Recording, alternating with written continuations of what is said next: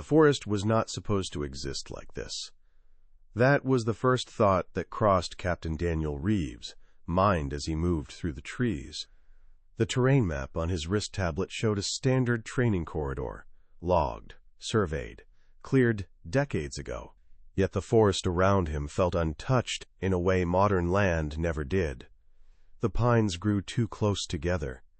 Moss coated the rocks in thick, velvet layers. Fallen branches lay where they had dropped, not cleared by crews or disturbed by hikers. This wasn't wilderness reclaimed. This was wilderness forgotten. Reeves adjusted the strap of his rucksack and slowed his pace. Years in the Army Rangers had trained him to listen as much as look, wind through needles.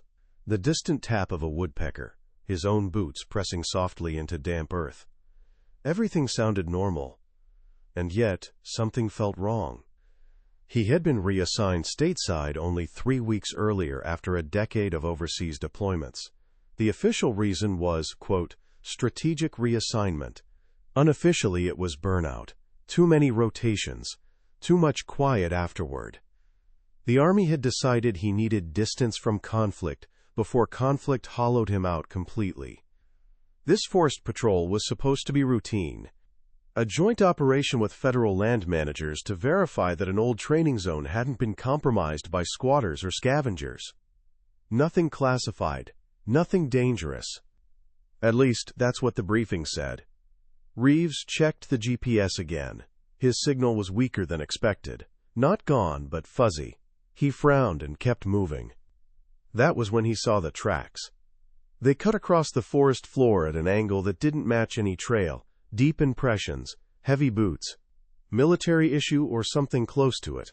The tread pattern was old-fashioned, but the soil was freshly disturbed.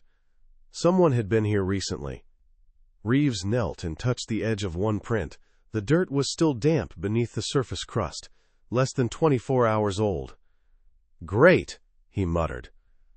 He scanned the tree line, hand drifting instinctively toward the knife at his belt. No voices, no movement, just the forest breathing around him. He followed the tracks. They led uphill, toward a jagged rock formation that rose like a broken wall from the forest floor. Reeves had studied aerial maps of this area. Nothing on them indicated anything more than natural stone. But as he approached, the shape of the rock felt wrong. Too symmetrical, too straight. Vines hung over one section, thick and tangled. Reeves pushed them aside with his gloved hand. Metal. Cold, flat, painted once, long ago, in a dull industrial red now flaking into rust. Reeves stepped back slowly. Embedded in the rock face was a massive steel door. Not a hatch, not a cave entrance. A door. It was sealed with heavy locking bolts, corroded but intact. A recessed handle sat at chest height, frozen in place by time. The door had been deliberately hidden, camouflaged with stonework and vegetation. And someone had been using it. Reeves pressed his ear against the metal. At first he thought the vibration was his own pulse. Then he recognized the sound. A low, steady hum. Machinery. Ventilation. Power. His stomach tightened. This wasn't abandoned. He keyed his radio. Static answered. No signal strong enough to reach base. Protocol screamed at him to mark the location and withdraw. Instinct told him something else entirely. Those footprints didn't leave. They ended here. Reeves braced himself, gripped the handle, and pulled. The metal groaned like a living thing disturbed from sleep. Rust cracked, dust spilled from the seams. With a final heave, the door shifted inward just enough for a breath of air to escape. It was cold, stale, and unmistakably artificial.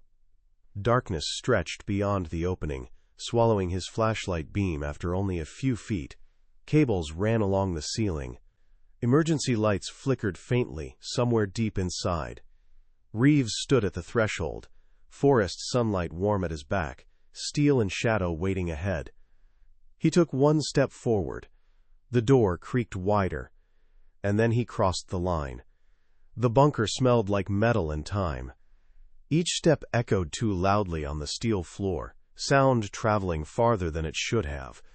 The corridor stretched straight ahead, disappearing into shadow. The hum of machinery grew stronger with every pace. Reeves moved slowly, flashlight sweeping left and right. Warning placards lined the walls. Radiation protocols, air filtration schematics, emergency ration schedules. All of them outdated. All of them meticulously preserved. He passed a storage room stacked with crates. Canned goods, medical kits, tools arranged with obsessive precision. Dust coated the tops, but not thick enough to suggest decades of neglect. Someone had been here recently. The next room held control panels, still glowing amber. Dials twitched gently. Gauges fluctuated within safe ranges. A clipboard hung nearby. Handwritten logs filled every page. Dates stretched back to the mid-1980s. And they never stopped. Temperature checks, oxygen levels, power cycling notes. The most recent entry was from yesterday. Reeves exhaled slowly. "This place is alive," he whispered. He moved deeper. Living quarters came next. A narrow cot, neatly made. A patched military jacket draped over a chair. Boots aligned precisely beneath the bed. Photos taped to the wall showed smiling faces frozen in time. Hairstyles. Clothing. An era long gone. One man appeared in every picture. Young, proud, standing beside military equipment that hadn't been used in decades. Reeves leaned closer. Then he felt it. Movement. He turned sharply. "Who are you?" The voice came from behind him. Hoarse. Controlled, armed with authority sharpened by isolation. Reeves raised his hands slowly. A man stepped into the light. He was thin, gaunt, but alert. Gray streaked his hair. His eyes burned with intensity. He wore remnants of an old military uniform patched and repaired countless times. In his hands was a makeshift spear, fashioned from sharpened metal. "This facility is secure," the man said. "You shouldn't be here." "I'm Army," Reeves replied calmly. "Captain Daniel Reeves. I found the entrance open." The man didn't lower the weapon. "How long have you been down here?" Reeves asked. Silence stretched. Finally, the man spoke. "Since the alarms." Reeves frowned. "What alarms?" "The strike warnings," the man said. "The day the world ended." Cold settled into Reeves' chest. "What's your name?" The man hesitated, then answered. "Sergeant Thomas Keller." The name meant nothing to Reeves. But the date Keller mentioned did. April 26, 1986. Chernobyl. Not war. Not apocalypse. Just silence. Misunderstood by a man sealed underground, with orders and no updates.